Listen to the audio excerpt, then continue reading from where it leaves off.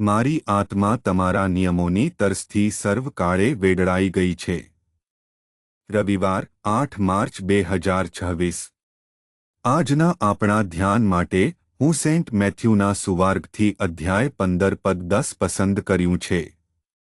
અને યેશુએ લોકોને તેમન પાસ બોલાવ્યા અને તેમને કહ્યું, સાંભળો અને સમજો. સુપ્રભાત મિત્રો. આપણે સાંભળવું જ પડે છે, પણ વધુ મહત્વનું છે કે આપણે જે સાંભળીએ તેને સમજવું પડે છે. આપણે આ પદ પર ધ્યાન કરીએ. આજના ધ્યાનનું વિષય છે, સાંભળો અને સમજો.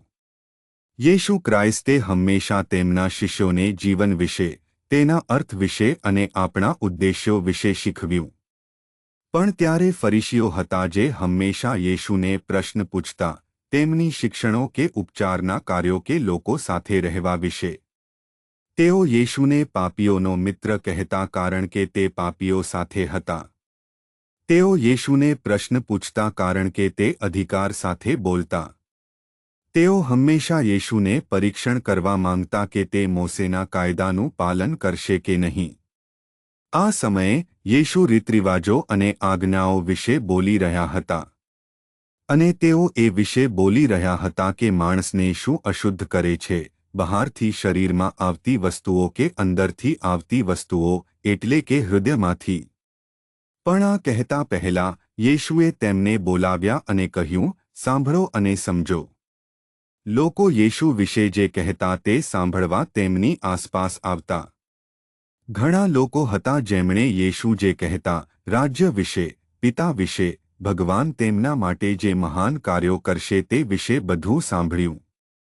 પણ ઘણા માત્ર સાંભળતા પણ યેશુ જે કહેવા માંગતા તે સમજતા નહોતા. યેશુ તેમના લોકોને માત્ર તે જે કહે તે સાંભળવા નહીં, પણ તે જે વિશે બોલે તે સમજવા પણ માંગતા હતા. મિત્રો, આપણામાંથી ઘણાને આ ટેવ છે કે વાક્ય સાંભળીએ છીએ, પણ જે બરાબર કહેવામાં આવ્યું છે તે સમજવાનો પ્રયાસ નથી કરતા. તેથી આપણે પ્રાર્થના કરીએ કે આપણે માત્ર સાંભળીએ નહીં, પણ સમજીએ પણ. સમજીને આપણે વાક્યને ગ્રહણ કરીએ જેથી આપણે જે સાંભળ્યું તે કરીએ.